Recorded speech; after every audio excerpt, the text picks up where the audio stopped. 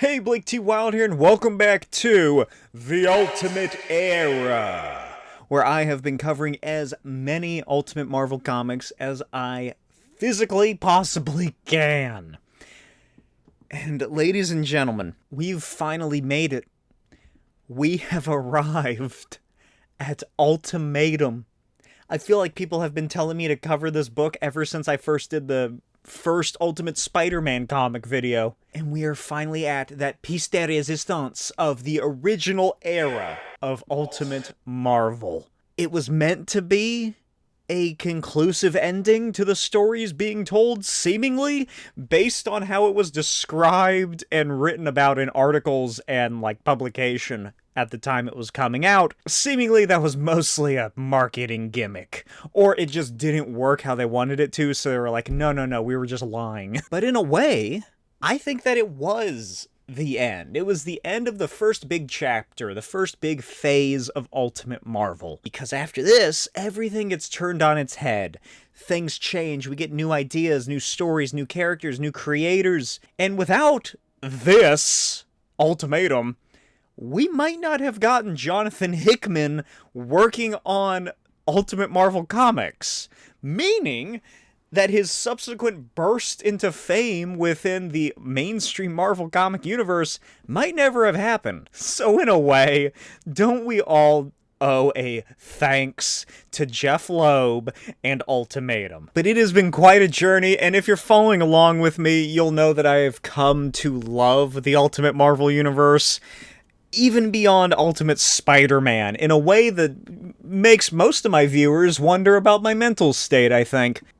So, let's see how my love of this extinct universe can go against the mighty hand of Jeff Loeb, trying to destroy it all. But, to make things more interesting, I'm not just covering the main 5-issue event. No. Instead, I am covering the Ultimate X-Men, Ultimate Fantastic Four, and the subsequent follow-up issues, Ultimate Requiem, to get a more expansive look at this event. Because this is an apocalyptic time in the Ultimate Marvel universe for these people, and I think this is the best way to show off the overarching effects of what happens to these characters that endured it and lived through it. And it just adds a little more breath of life to the universe. It makes you really feel for the characters, I think, instead of just looking at, okay, issue 1, 2, 3, 4, 5, done. No. We're taking it slow, and we're looking at every nook and cranny possible. Released in 2009, written by Jeff Loeb, Joe Kasky, and Aaron E. Collette, with art by David Finch, Mark Brooks, Ben Oliver, Dan Panosian, Robert Atkins, Tyler Kirkham, and Eric Basaldua. This is Ultimatum. The book begins at exactly 4:12 p.m. on a Tuesday in New York City at the Baxter Building. And I did discuss it when I did the Ultimates 3 video, but if you haven't seen that, first of all, go check it out. But second of all, based on everything presented in that book, it's taking place about a week or so before Christmas for the majority of Ultimates 3. Then it ends around Christmas with the big Doctor Doom reveal at the end. So, within my headcanon chronology of the Ultimate Marvel Universe, which if you've been watching the Ultimate Era for a specific amount of time, you'll know is what I'm basing all of these videos off of, it makes sense that this is occurring the week between Christmas and New Year's. So just set your mind. In the Baxter Building, Reed proposes to Sue Storm. Ben Grimm works out as a Herbie drone, spots him, and Johnny and Dr. Franklin Storm sit in the kitchen arguing over Johnny's reluctance to figure out what he wants to do with his life. Dr. Storm tries yet again to convince Johnny to at least complete high school and figure out a future for his education and himself, especially because he's about to turn 18. Across town at Tony Stark's mansion on 5th Ave, Tony drinks a martini and hangs out with Captain America, who wants to go out on an actual patrol instead of just waiting around for something bad to happen. Valkyrie and Thor spar in the courtyard, and Hank Pym unveils his new Yellow Jacket costume to Janet and Clint. Clint points out how weird it is that she's gone back to Hank, and lets his opinion be known. to Hank's face. Aboard the L train in Midtown Manhattan, high school seniors Peter Parker, Mary Jane Watson, Kitty Pryde, Gwen Stacy's clone, and Kenny Kong McFarlane enjoy their winter break. Kitty asks what they're going to do after they meet with Johnny, and Peter says he figured that the Human Torch of all people would take the wheel and have some fun activity for the kids to do. Kenny suggests that they go see the new Batman movie.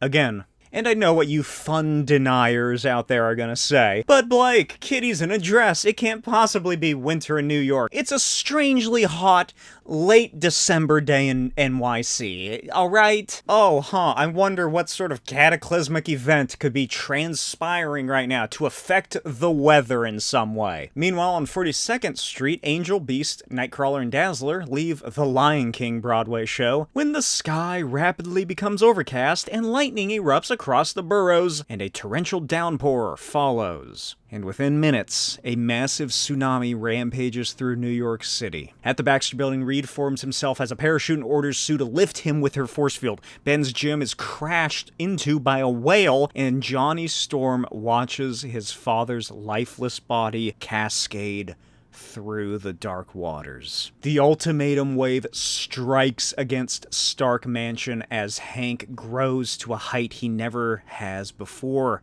crying out for Janet. And somewhere in Midtown, Bruce Banner's lifeless body sinks before the Hulk takes control, explodes to the surface, and finds a Watcher. On the L train, Kitty phases Peter through the roof as they're pelted by rain and thunder echoes around the city. She tells him to go for help, and she'll figure out a way to get everybody out of the train and into safety. And Spider-Man swings away. At Broadway, Angel swims through the flood and spots Dazzler.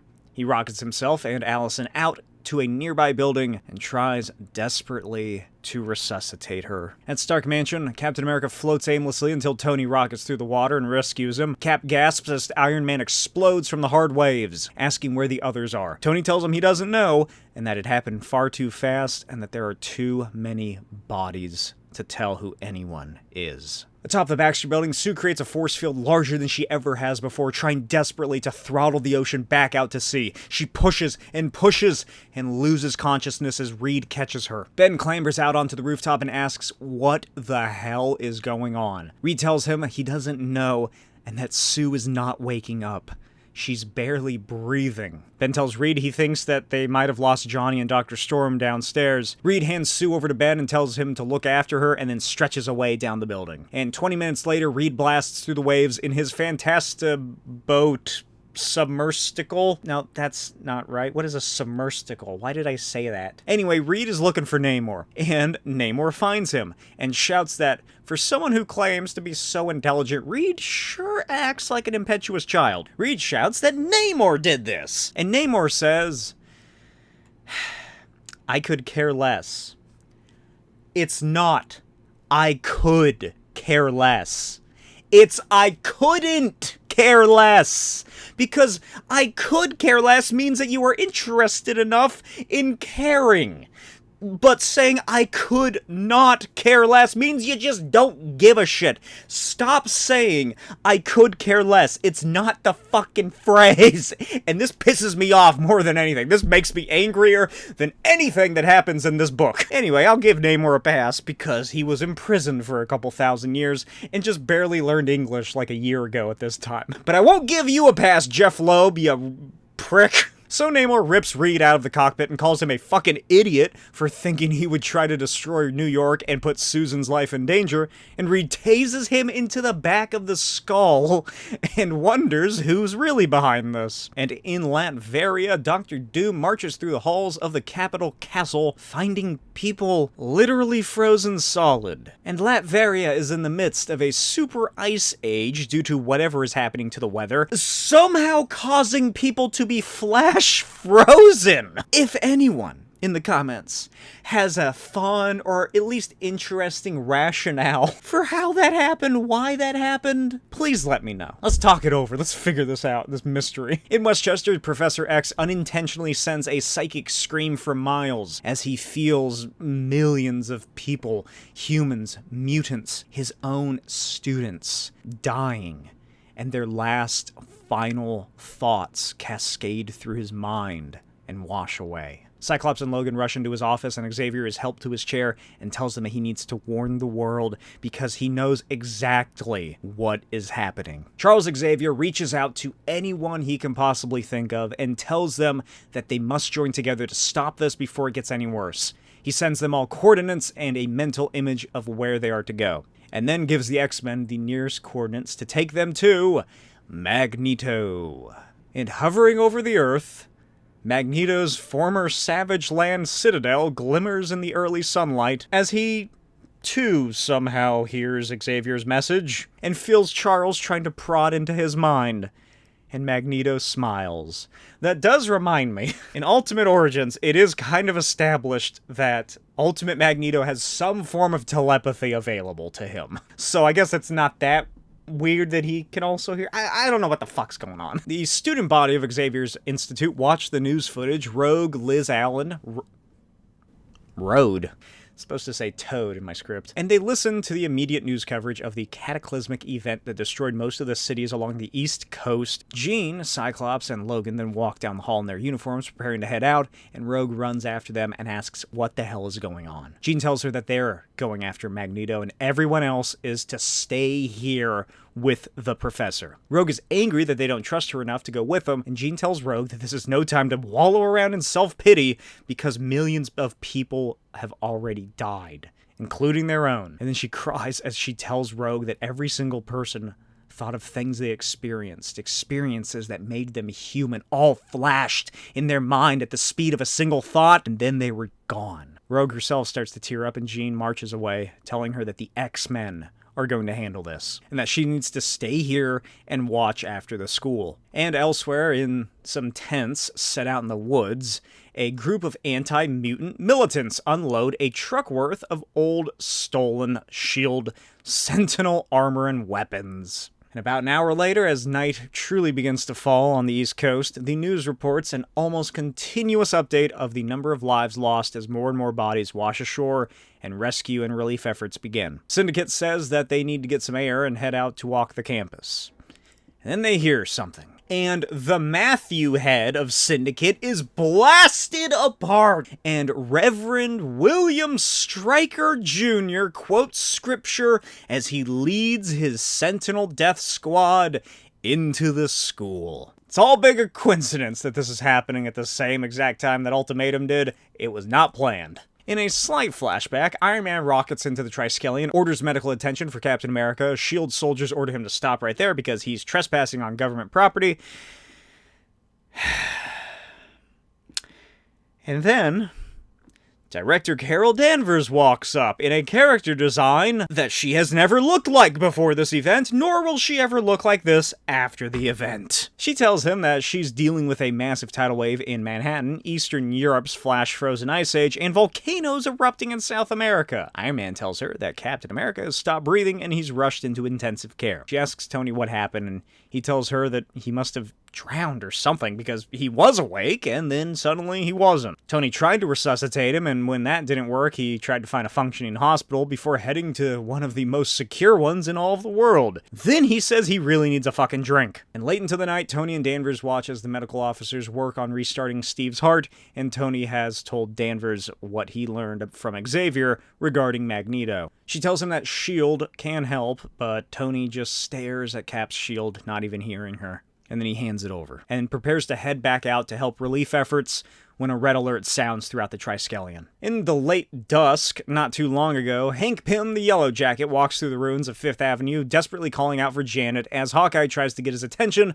but realizes it's like trying to converse with a fucking skyscraper. So he latches himself onto Hank and climbs up when Hank grabs him. Hawkeye reveals that he has some kind of enhanced vision and that he can help Hank find Janet. Hank snarls and reluctantly agrees. Back in the upper levels of the Baxter Building, Ben sits at Sue's bedside, running a large, rocky finger through her hair, pleading with her to please wake up and be okay, and to help him out because Reed put him in charge and he doesn't know what the hell to do. The doctors told him that they can't do much until Sue wakes up, and Reed took off about 3 hours ago at this point, and has not made any contact since. Also, they can't find Johnny or Dr. Storm. When he realizes the floor has disappeared and Sue is using her powers in her sleep, He tries desperately to wake her up when an invisible force field explodes outward and launches him out of the window, and he narrowly hangs onto the edge. 6 miles off the shore on the Fantastiboat, Reed holds Namor down on the ship as he slowly pilots the damaged craft back to land, and refuses to believe that this was Magneto's fault. Reed just knows that Namor played a role in this. He must have known Reed planned to marry Sue, and that is why Namor conducted such a devious scheme. Then the entire system of the ship shuts down, and Reed demands to know what an unconscious Namor did to his ship. Then a tractor beam raises it out of the water and into a sky ship. Reed disembarks out and hears a familiar Eastern European voice echoing through the hold, the voice of Dr. Doom. Doom informs him that Namor had nothing to do with any of this, and it truly was Magneto offsetting the Earth's magnetic poles. Doom tells him there's no time for questions, only solutions, and the person with those solutions is Nick Fury. Reed tells him that Fury was left in another universe and they have no way back. And in Greenwich Village, the Sanctum Sanctorum is destroyed as Dormammu is unleashed. Doctor Strange prepares to destroy Dormammu with the full might of every mystical art that he has learned, and Dormammu simply laughs and mocks him.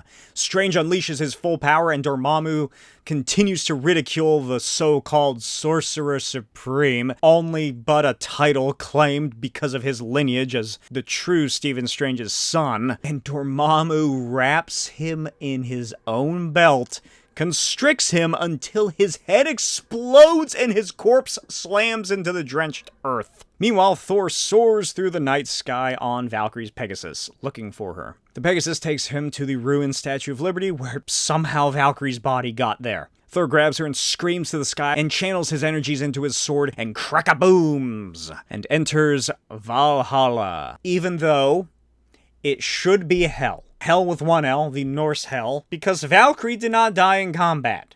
And I don't think that sparring counts for Valhalla. Whatever. He mates the stupid, sexy version of Hela. There she is. She starts monologuing and Thor orders her to make it quick because he has a lot to do on Earth. She tells him that this is his only chance to save her and he better fucking listen because he needs to pass her challenge to undo Valkyrie's death and defeat her army. And Thor gets to work. Then Captain America's shield soars through the battle and Thor asks how that happened, and Cap tells him he doesn't know where he is, but he's happy to help. As this is happening, Hawkeye and Yellowjacket continue through the ruins of NYC until Clint sees something. Hank sets him down, and the moment that I have truly been dreading since I started covering Ultimate Marvel Comics happens. It's the Blob, devouring the corpse of Janet Van Dyne, confirming what has been set up over and over again throughout the years, that the Blob is some horrible cannibal, seemingly because his mutation is not being big and fat. That's just a part of it. The theory goes that the Blob's true mutation is some horrid eating one, because I'm pretty sure he eats computers at some point, or at least wants to eat computers. Like he's like a fucking living tapeworm or something. He just keeps eating stuff constantly. And the rumor and threats of him eating people are officially confirmed. How did he survive the ultimatum wave? It's not a rhetorical question. It's a legitimate question. Why is he here in these ruins? What was he doing in New York? Where are the other Brotherhood members? Was he on a food run or something? Anyway, in Westchester, as the Sentinels begin moving throughout the property, Magneto sneaks in and finds Charles in his office. Why am I not surprised you've come here? Because no matter how much you deny it, Charles, we've always thought alike. What do you want me to say? That I agree with this doomsday option? And for what? Revenge? Because your children were murdered? Do you honestly believe this will even the scales, Eric?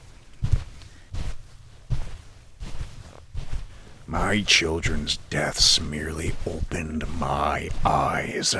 After thousands of years, humans have done nothing but destroy this planet. When God didn't like what he created, he washed it all away in 40 days and 40 nights. I we'll do it in 3. You are not God. They will hunt you down. No matter what good you think you're doing, you'll only be remembered as a madman. Charles, in the past you had a hand in every one of my failures. But that will not happen again, Charles.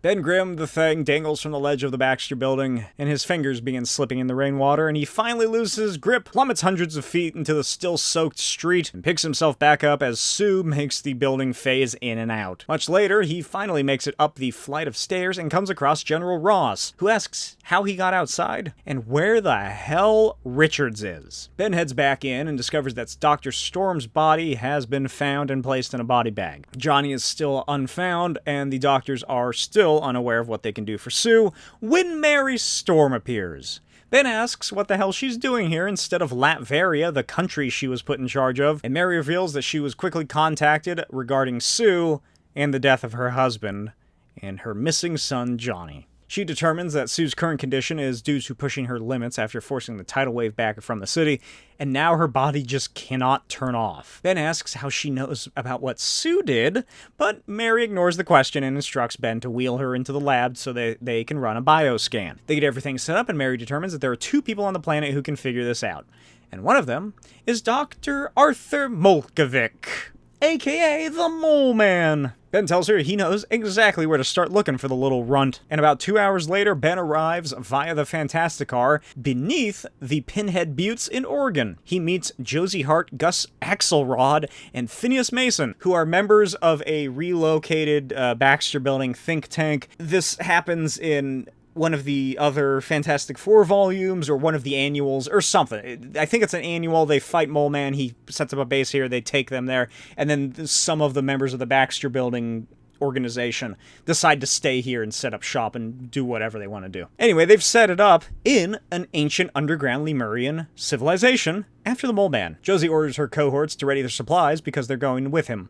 And an hour later, somewhere along the San Andreas Fault, the team follow the underground think tank's readings to their estimated location of the Mole Man. They repel, and Josie notes that the global anomaly that caused the tidal wave ruptured from shifting Earth below this exact point. And find Mole Man imprisoned alongside his moloids by lava men. Ben devises a plan and heads into action as the scientists deploy their inventions on the creatures, and the lava men are made quick work of. Mole Man greets them as his moloids reconstitute themselves, and Ben marches over and informs Molkovic that he promised to take care of Susie, and the mole is the only shot he has to do that. So he better get his short little ass a-steppin'. A couple hours later, again, a couple more hours later, Ben and Molkovic ride the elevator up to the Baxter Building as it phases in and out of sight. Molkovic is led into the lab, and he notes how Susan was always an excellent student who took such great and detailed notes and did so well in her classes, yet she seems to have cataloged her own physiology the least of the 4 members of the Fantastic Four. Molkovic notes that she was always quite selfless as well, and Ben worries that this was all for nothing. But Molkovic assures him that he can concoct a sort of cure, or at least a vaccine,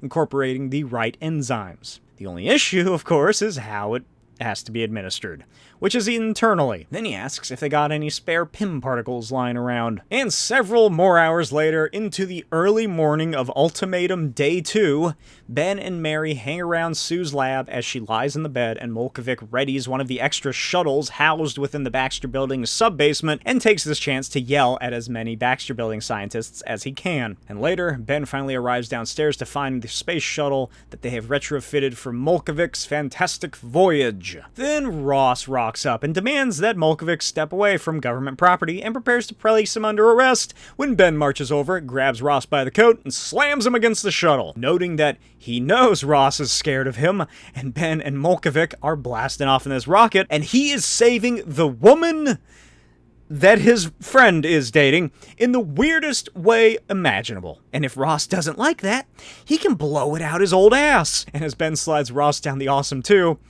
he asks if there are any further questions. There aren't, and shortly after, Ben and Molkovic ready their shit and activate the Pym particle concoction and begin shrinking the ship as Ross watches and, reluctantly, admires Ben's cojones. The ship is then flown into Sue's lab and shrinks down and down and down as it enters her mouth through the trachea. Molkovic makes some weird comments, and Ben quickly puts a stop to that. As they go, Mol asks if he and Susan are good friends, and Ben explains that initially they mostly knew each other through a read. After the end zone experiment and the past couple years, they've really gotten close and hang out a lot together. They've fought side by side. He even took to calling her Susie instead of just Sue or Susan like everyone else does. Molkovic notes that she is quite the unique soul and has always had a great heart, both literally and metaphorically. They fly through the carotid artery, and Ben asks why the heart instead of the brain or something. Molkovic explains that they have to go through the brain through the heart.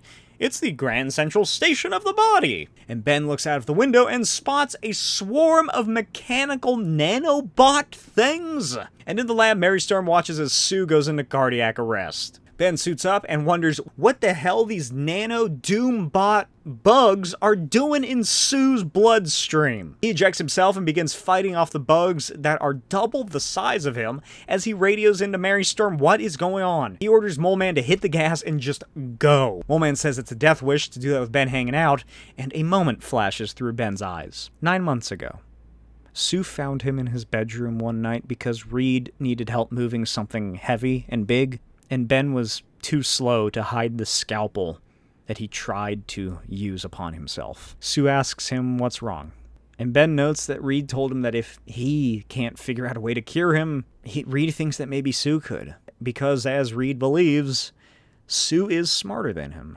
Then he asks if she thinks he's still Ben Grimm inside all of the rocks. She tells him that he still has his great blue eyes. Ben asks what good that does him, and she tells him that they were the first thing she ever noticed about him when he got to the end zone test site, and that she remembers thinking about how many girls probably fell for him because of his ever-loving blue eyes. Ben jokes that he can kiss kissing girls goodbye, seemingly for the rest of his life, and not just because he doesn't have lips.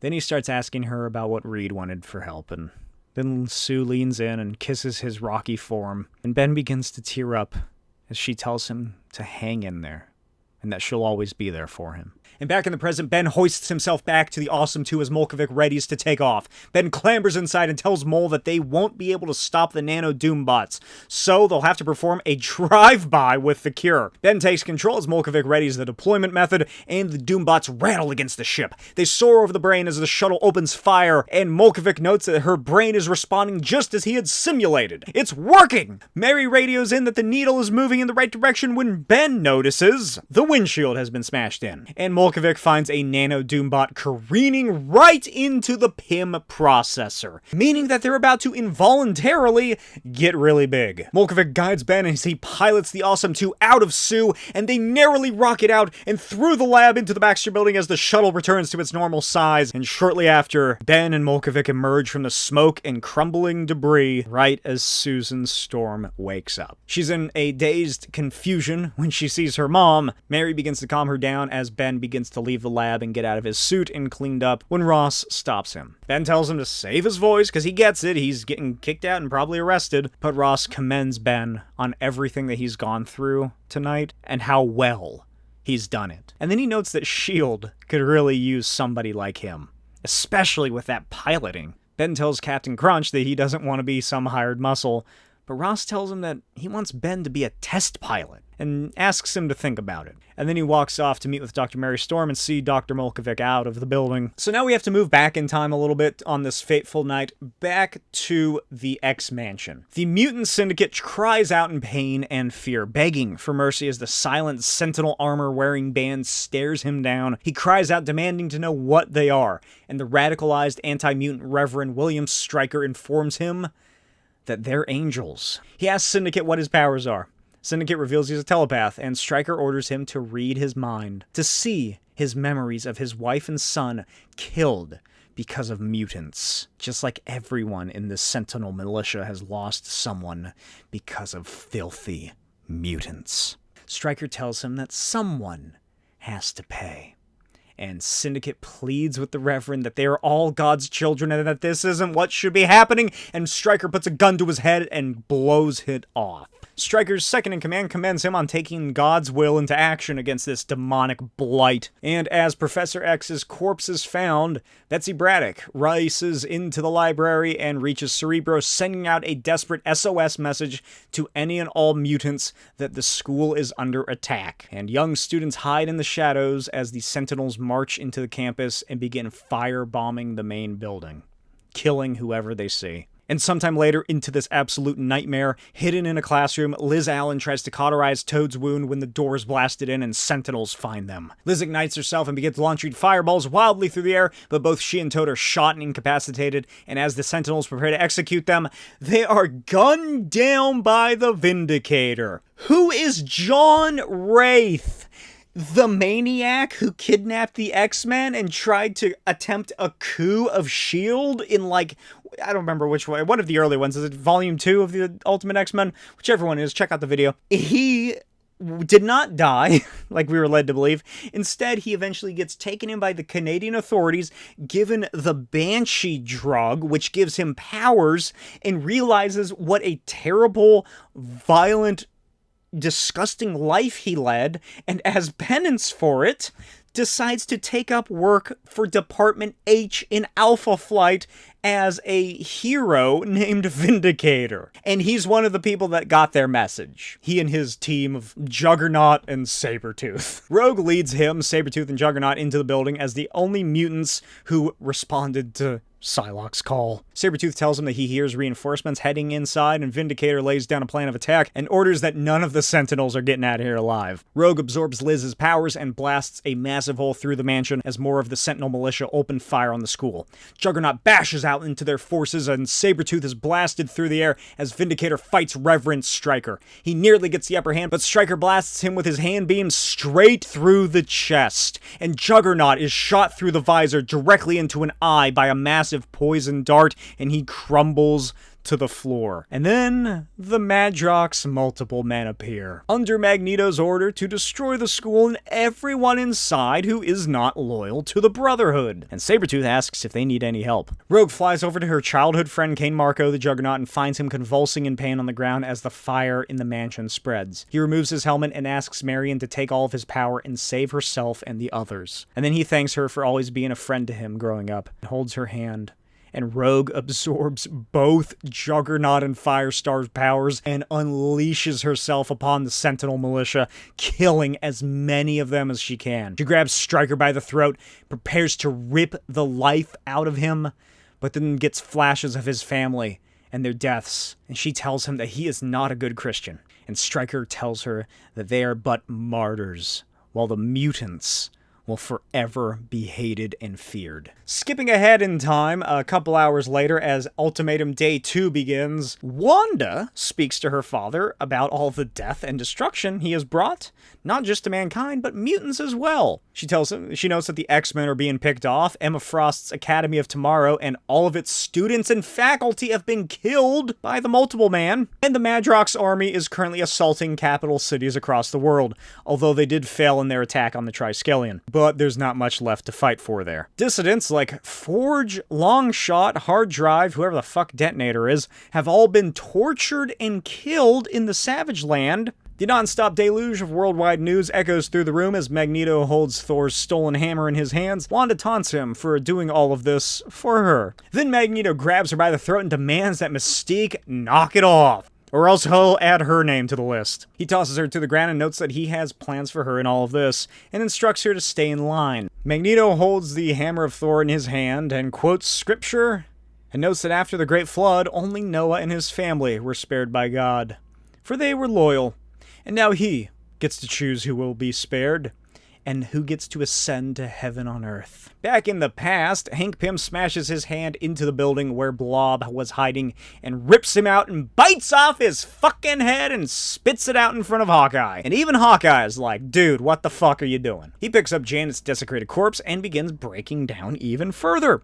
He tells Jan it's all gonna be okay. She's gonna be fine. He can fix this. Hawkeye tries to call out that she's dead, but Hank marches off towards the Triskelion, forcing Hawkeye to chase after him. And meanwhile, Wolverine stalks through the sewers beneath New York City and comes across Nightcrawler's corpse. On the surface, the Blackbird hovers and shines a spotlight as the rest of the X-Men conduct a search for their own, and they find Angel lying in a ruin-flooded street, with the bodies of Beast and Dazzler laid out before him. Cyclops orders that as soon as Wolverine gets back, they are returning to the mansion immediately to regroup, and Angel screams that he's not going back. He's going directly after Magneto. Cyclops asks what the fuck he thinks that they're gonna do when they get to the mansion, because they're not just gonna sit around and watch TV. Then the two argue as Iceman tries to break it up, and Wolverine arrives with Kurt's body, and Jean cries out in pain as she feels the professor's mental connection severed and screams that he is dead. Meanwhile, in Valhalla, Captain America and Thor fight through an endless barrage of the undead, and Thor promises that he will get Steve back home. And after what feels like an eternity, the duo stand over the massacred army of Hela,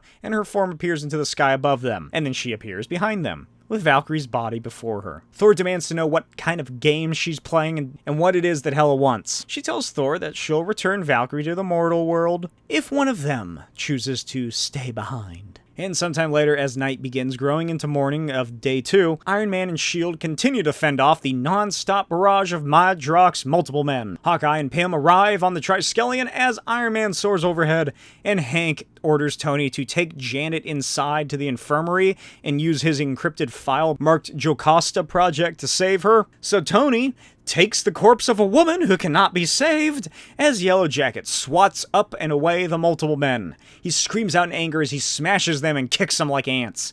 But the multiple men begin latching themselves onto his suit, and he marches himself into the ocean, and a chain reaction of explosions detonates Hank Pym in the New York Bay. Now, I'm probably going to forget about it if I don't discuss it here. The Jocasta Project is something that people like to point out as like, oh, well, that's a plot line that really went nowhere. But is it? Is it? Hank Pym is a mentally broken man who thinks that his wife is going to be okay. Obviously, that is not the case. So, I imagine Tony just kind of takes her body into wherever they put dead bodies, and does not look into the Jocasta Project any further than that. There's nothing here to warrant continuation.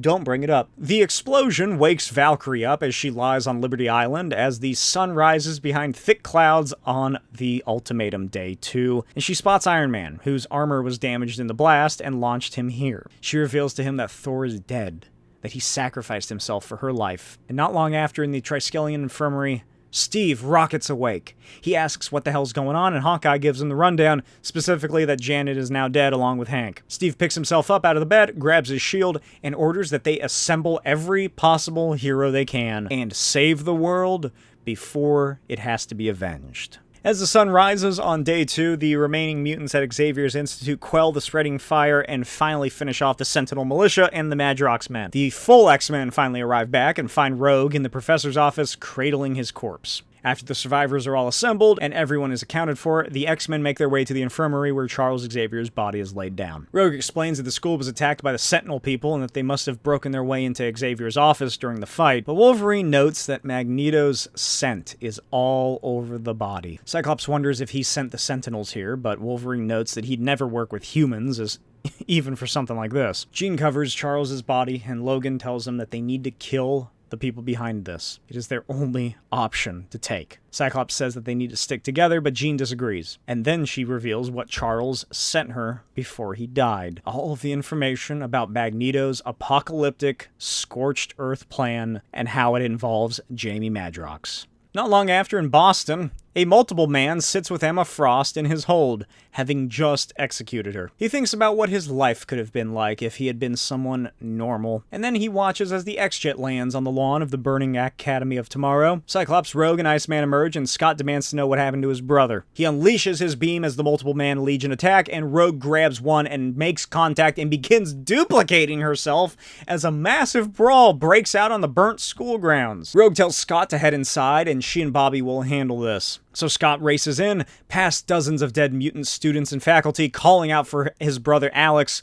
when a Madrox emerges with a knife. Scott grabs him and destroys his fucking head as another slashes across his back. Meanwhile, in a Morlock tunnel beneath Manhattan, Jean and Storm rescue the survivors as Jean controls the battalion of Madroxes. struggling to keep them all docile and frozen at the same time. Then a Madrox man escapes his telepathic hold. Storm grabs a knife from Callisto and launches it directly into his head and begins freaking out for what she just did. And across the globe, in the Savage Land, Wolverine treks through the jungle with Shauna and Kazar, trying to find Magneto's former city in search of the original Madrox. And he enter a blizzard. Logan notes that Magneto must have really fucked up the weather around here when they find a small suburban home. White picket fence, snowman, Christmas lights and all. They cautiously walk up to the door and Logan kicks it in and they find Lorelei. She commands Kazar to kill Logan, and the scene switches to 3 consecutive perspectives. Jean feels her hold, slipping as Rogue carries Iceman back to the X-Jet with Bobby, and Kazar attacks Logan. Jean then loses control, and the multiple men detonate their vests, and she shields them all with her Phoenix powers. As more multiple men emerge,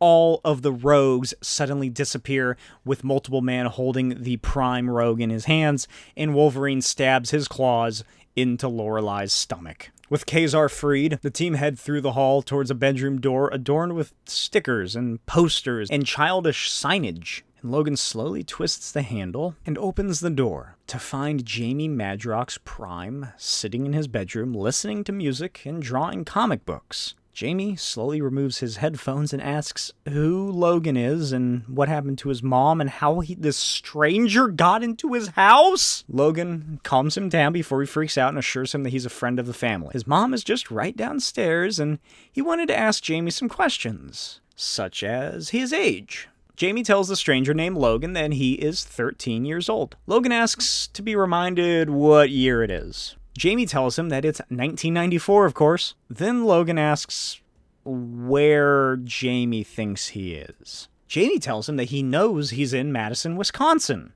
And then he begins to panic and asks to talk to his mom. Logan sits beside him and tells him that that woman is not his mom, and tries to break Jamie out of her trance by telling him about Lorelei, Magneto, his imprisonment. And then Logan notices something and grabs the comic that Jamie was drawing. And it's all of the memories of his duplicates. Logan tells him that these things are real, that he is out in the world killing people because of his mutant power. Logan asks him to stop all of this or else he'll have to kill him. Jamie panics and pleads with Logan that he's just a kid, and Logan orders him to pull himself together for God's sake and wake up, to fucking concentrate and think and stop himself and stop the multiple men because he is a grown man.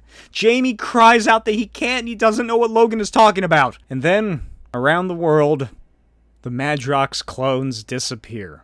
And in the Savage Land, Logan walks out of the bedroom, quietly shuts the door, and tells Kazar and Shauna that he's going to do the same thing that he did to Jamie, the same thing he's going to do to Magneto. Cut to the Supreme Power Universe. 5 years later. It's been 5 years since Nick Fury's multiversal war. That's how much time has passed in this world. Nick Fury leaves the White House in his car when a bright flash of light erupts behind him. He turns around and finds Arcana with Dr. Doom, Dr. Richards, and Zarda. He asks what the deal is that Reed would team up with Dr. Doom to come all this way, and Reed pleads with Fury to come back and help them, and Fury tells him that he'll give this one a pass, and prepares to get back into his car when Zarda flies into it and destroys it. Fury sighs and asks what is so important. And Reed informs him of Magneto's attacks, how he tilted the Earth's axis and has brought immense and destructive weather patterns. Fury glares and reminds Reed that he told them this is what would happen if they took Fury out of the equation. Shit would go down, and they wouldn't know what to do. Then he reveals why Doom is part of this little expedition and orders the Masked Monarch to tell Reed what he means, or he ain't going back with him. And Doom reveals that this was all orchestrated, from the Ultimates falling apart to the assassination of Scarlet Witch, because Dr. Doom knew that it would cause Magneto to declare war on mankind, and once the mutants and humans were sufficiently destroyed, Doom would swoop in, clear out the remnants, and pick up the pieces. Reed and Zarda jump on Doom, and Fury fires his handgun into the air and asks how they get back, and Arcana tells him that her magic can transport them back to their native Earth. So Fury orders her to click her little ruby slippers and just get this over with. Several hours later into day 2, after the X-Men have all returned and the Ultimates work on assembling a team to avenge the world, Logan tracks down Kitty Pryde in Forest Hills to Peter Parker's house, where she sits on the roof, staring at Peter's ruined mask. She never saw him again after he left the train car. But after they escaped, she found the mask soaking in water against some rubble.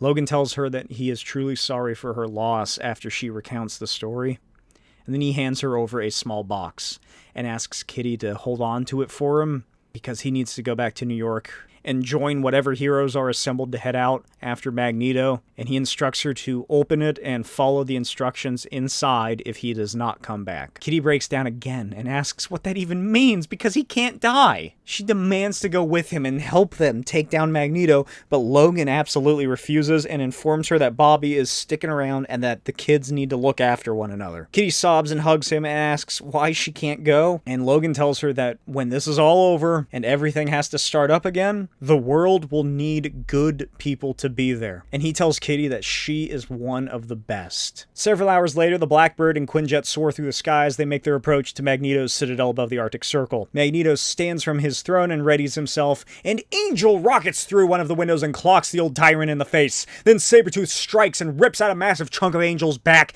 and repeatedly slams his skull into the floor, caving it in, and rips off one of his wings before he's shot through the eye by Hawkeye. Elsewhere, Magneto marches down the hall when Valkyrie appears and demands the return of Thor's hammer. Magneto prepares to strike when she cuts his arm off. He uses his power to grab hold of her sword when Captain America smashes through the stained glass window and strikes him in the helmet with his shield. Magneto destroys the structure and the building begins collapsing as he propels himself away. He finds the X-Men entering the Citadel and rockets before them, exclaiming that he will destroy them all along with the Earth itself. Logan readies himself and tells Magneto he's not going to hold back this time. And he lunges, slashing Magneto across the chest and grappling him to the ground. And Magneto quickly reminds him how fucked they are as he simultaneously controls Wolverine's adamantium skeleton, propelling him away, forcing Cyclops' visor open, and takes control of Iron Man's suit and forces them each to blast Wolverine with the full might of their energy. Hawkeye darts an arrow over and knocks off the visor as Storm short-circuits Iron Man, and Magneto stands over the charred, ruined husk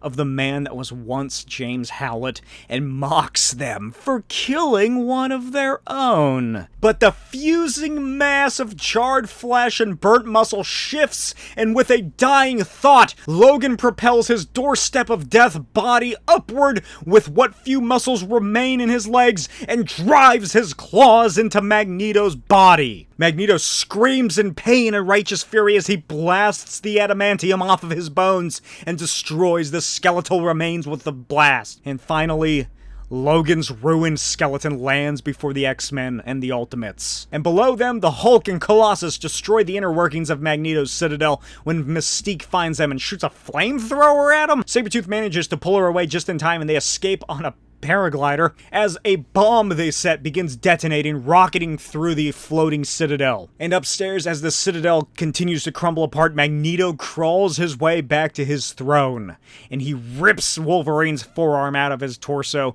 and tosses it to the floor where it lands at the boots of General Nick Fury. Fury holds a handgun up to the dying Magneto and reminds him that every single one of these superhumans have a weakness. Something that Fury knows to keep as an ace in the hole. Magneto tells Fury that he won't answer to him, and Fury smirks and calls over Jean Grey. Fury removes Magneto's helmet and tells Eric Lensher that he did not come all this way to just try and change his mind or some happy-dippy crap like that. He came back to open it, and Jean forcibly connects them as a mental conduit, and Magneto is forced to live through every one of Fury's memories of the day that Nick Fury learned that mutants were genetically created by scientists in a lab somewhere in the late 1940s. And he happily tells Eric that mutants weren't chosen by God.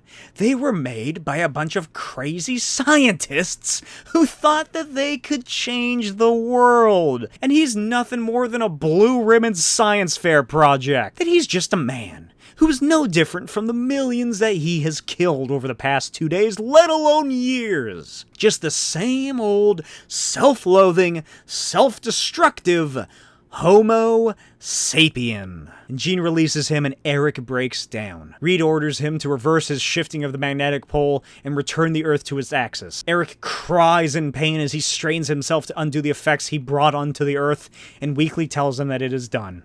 And Cyclops places his hand on his shoulder as Eric, bleeding out and fading in and out of reality, asks Scott if Charles is okay, and if he's going to forgive him for what he's done. Scott solemnly tells him that Charles Xavier is dead because of Eric, and that there is no one in the world left to forgive him. Then he unleashes his full blast of his beam, and as the Citadel of Magneto continues to rupture with explosions, the Ultimates, the X-Men, and the members of the Fantastic Four disembark, and the adamantium arm of Wolverine sinks into the dark ocean. Sometime after the tidal wave, Johnny Storm wakes up in the middle of Times Square and weakly limps his way back through the now apocalyptic city of New York. And after the attack on Magneto's Citadel, Reed returns to the Fantastic Four at the Baxter Building, as Sue marches past him to check on Johnny in the infirmary. Reed speaks with her briefly and tries to explain where he went and why he was not there for her, but she ignores him, and Reed slinks off. Later in the early hours of another stormy day, Johnny's back on his feet and cries as he and Sue stand in the kitchen. Johnny tells her that the last thing he ever said to his dad was to get off his case and leave him alone. And the tidal wave hit. Sue tries to comfort her little brother, and he reveals that if his dad hadn't pushed him out of the way, they both would have been dead. And they hug and cry, and Sue assures him that it was not Johnny's fault. He asks if he can be alone for a little bit, and walks off and thanks his sister. Elsewhere, Ben finds Reed working in his lab. Ben asks what the hell happened, and what is going to happen, where Reed even disappeared to, because they haven't talked since the tidal wave. Reed reveals that he was with Victor, and after all of this, he needs to work on some more computations. Because there is one line of thought that Reed has had over the past couple days, ever since the attack. Ben asks if this is about those variant universe thingies he was fiddling with. Reed informs him that every time he runs a variant simulation on what has happened to them, and what could have gone differently, always ends with destruction, violence, bloodshed. And it's always on Reed's hands because he blames himself for creating Dr. Doom. But the only simulated variant where that doesn't happen is the one where Victor is killed. Reed laments that this is obviously what has to be done to avert any more destruction, but he's too weak to even take action. Ben tells him that's not a bad thing, noting that Reed is a good person. And several hours later, across the world in the decimated Latvian capital, Dr. Doom sits and watches the imprisoned Namor float in a stasis tank, when the massive door of the chamber opens, and Doom demands to know who dares enter Doom's castle. And the voice of Ben Grimm, the Thing, tells Doom that Reed revealed the puppeteering that Doom committed. Doom opens fire as Ben tells old Vic that the world is not his plaything. Ben removes his charred robe as Doom demands he leave or be destroyed. And the weakened Namor watches as Ben marches to Doom, chastising him for the world being ruined and everything falling apart, noting that he's come here to find recompense. And Doom's voice falters as Doom orders him to stand back. And then the Thing crushes Doom's head in his massive hand, killing the Latvian leader. Ben Grimm then silently leaves the castle and returns to the Fantastic Car and flies home. And a funeral, one of thousands if not millions, is held for Dr. Franklin Storm. The former members of the Fantastic Four stand together before the casket, and Johnny tells his sister that he cannot go back to the Baxter Building. He just cannot do it. Sue tells him that it's okay and that they can figure out something later. Then she quietly asks Reed if he was the one that saved the world. He notes that in a way he did, but none of that really matters anymore. It's not important. She asks what is important, and Reed tells her that she is. They are.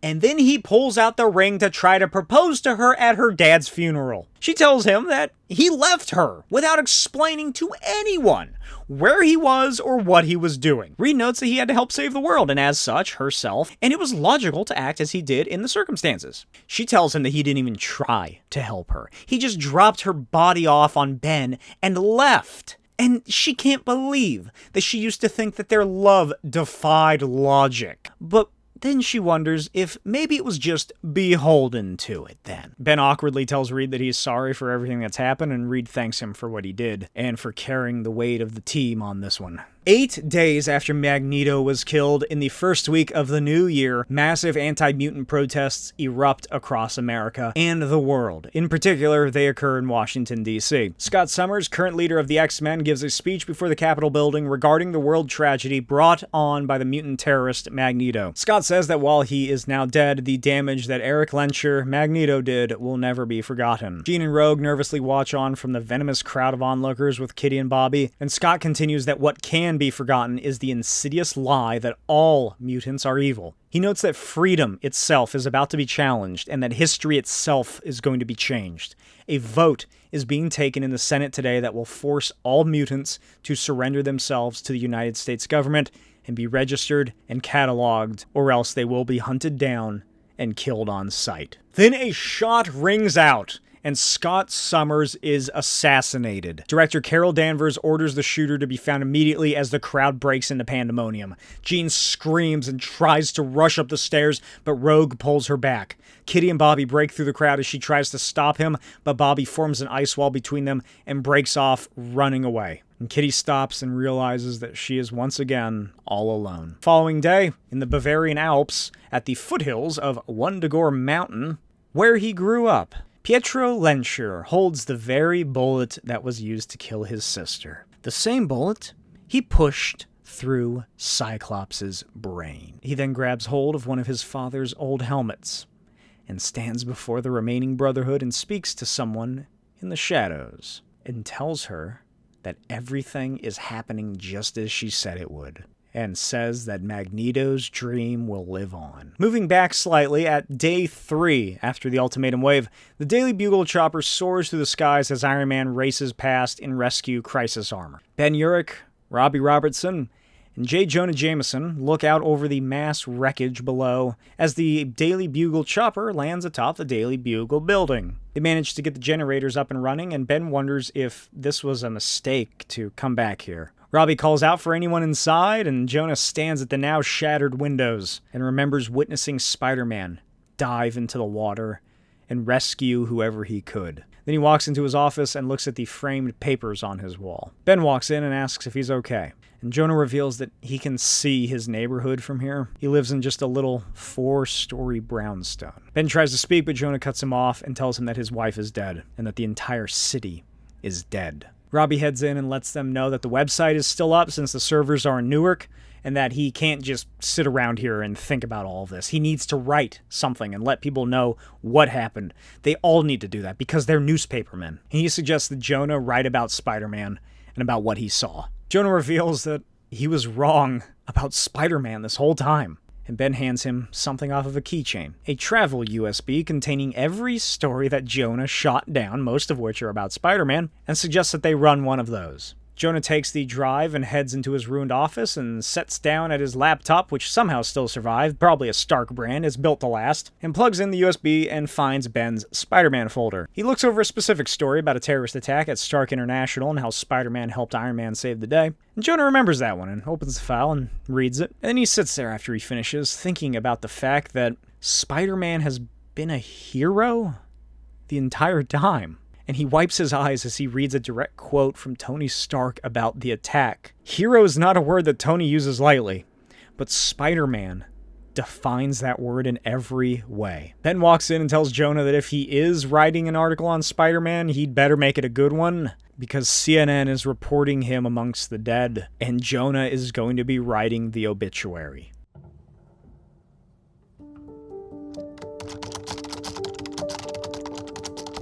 New York City died today, and with it people of every shape and size.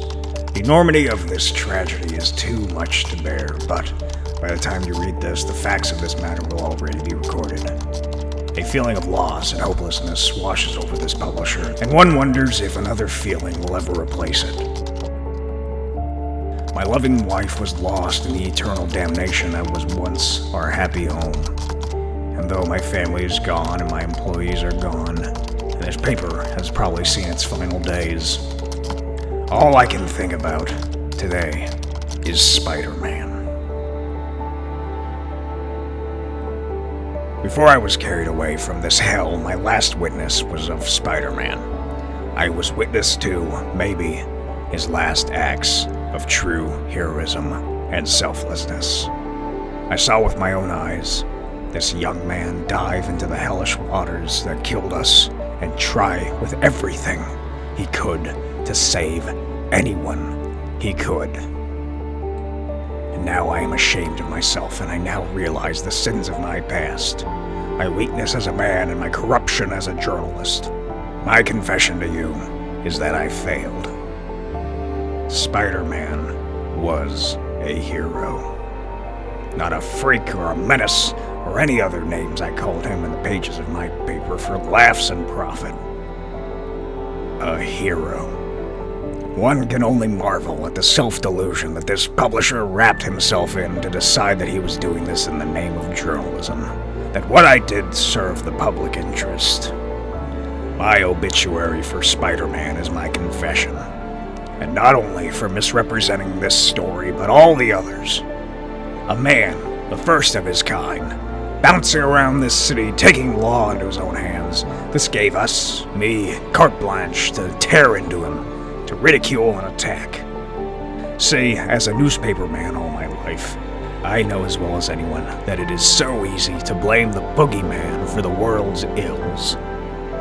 It takes the blame off of the shoulders of our readers and ourselves. Why he dressed like that, I do not know. Fear of discovery, showmanship, secrets so dark he can never show his face to the world. We'll never know. All we know about him as a human will come out of his recorded actions. Man-child as eager to capture a purse snatcher as he is to go up against whatever kinds of macabre this city has to offer. And as we all know now, every week there seems to be a new monstrosity or mutation either trying to harm us or confuse our natural order. All we really know about this Spider-Man, the only inarguable fact, is that he rose to every single challenge presented to him. In the face of greed, evil, maliciousness, he stood his ground, never asking for payment, never asking for reward. And when the winds of society blew against him, when we in the media tore into him like wild animals, he did not waver. Whether we liked him or not, whether we appreciated him or not, he stood up and was counted.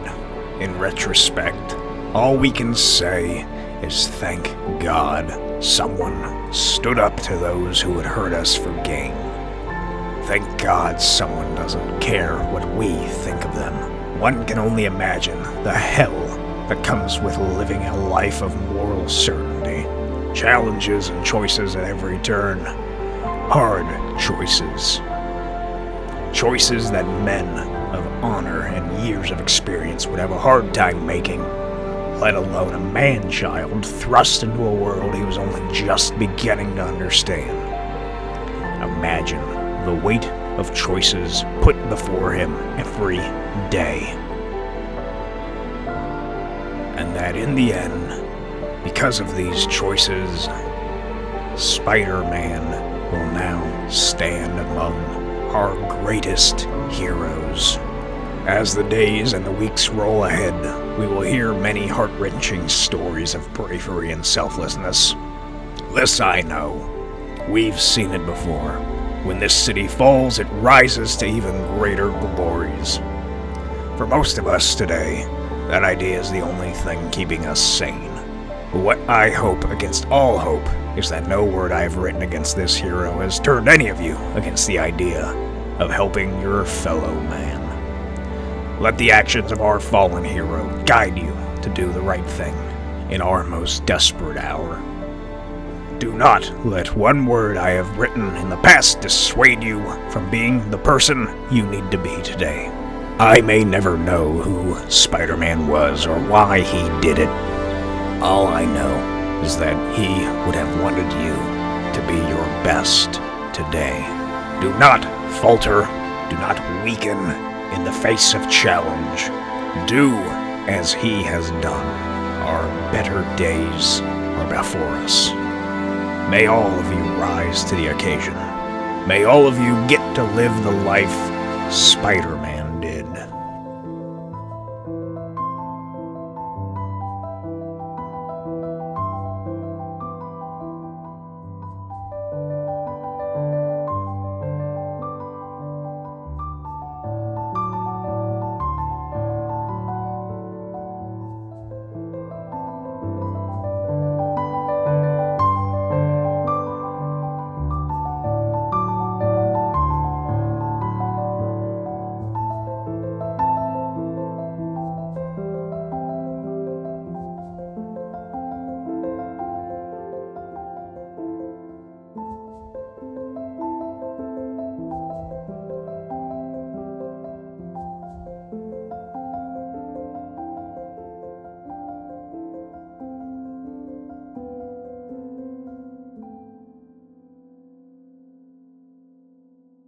In the weeks that follow, the world begins to rebuild.